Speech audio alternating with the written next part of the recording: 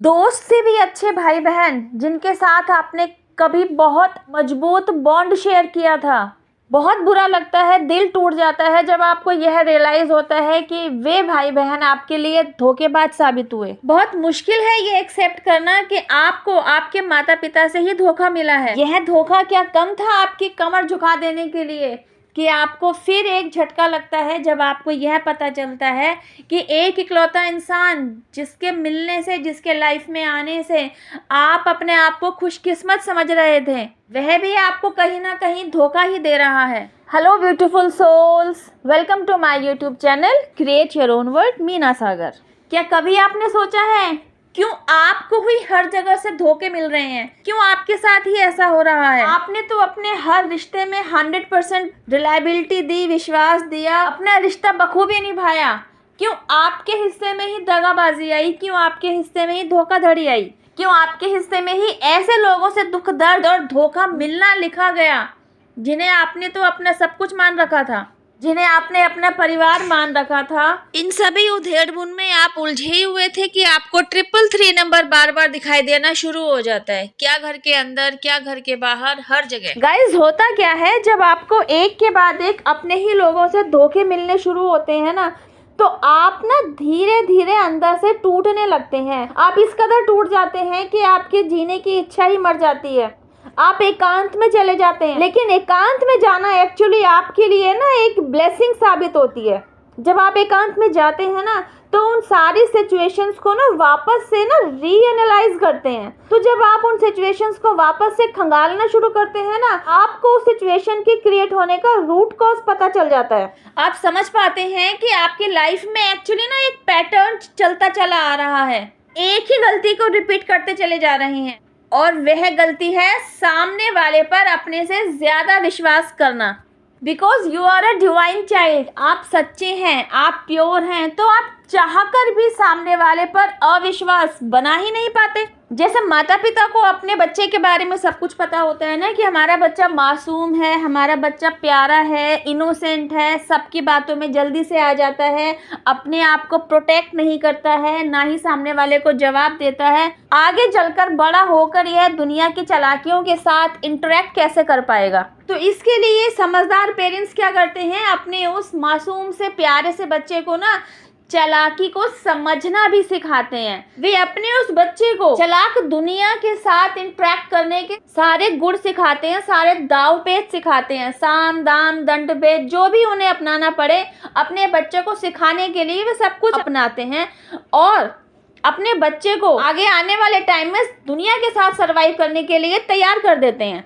तो ये तो होता है पेरेंट्स की तरफ से अपने बच्चे को होनहार बना देना। Because of any kind of reason, जब पेरेंट्स की तरफ से यह गुण बच्चे को नहीं दिया गया होता, तब डिवाइन इंटरवेंशन शुरू होता है। बिकॉज आप डिवाइन के वे प्यारे, वे मासूम से बच्चे रहे जिसने चालाकी को समझना सीखा ही नहीं, जो कभी समझ ही नहीं पाया मैनिपुलेशन क्या होता है, चालाक शब्दों की कारीगरी क्या होती है, मीठे मीठे शब्द बोलकर अपना काम कैसे निकाला जाता है। Because you are a divine child, तो डिवाइन आपको भी तो देख रहे हैं कि आगे आने वाले समय में ये मेरा प्यारा सा दुनिया की चालाकी के साथ सरवाइव नहीं कर पाएगा। डिवाइन क्या करते हैं, डिवाइन की तरफ से ना आपको कुछ लेसन दिए जाते हैं ताकि आप सामने वाले की चालाकी को समझना सीखें, उस चालाकी के साथ डील करना सीखें। आप यह समझ पाएं कि आपको हेल्पफुल नेचर की वजह से अपना फायदा नहीं उठाने देना है।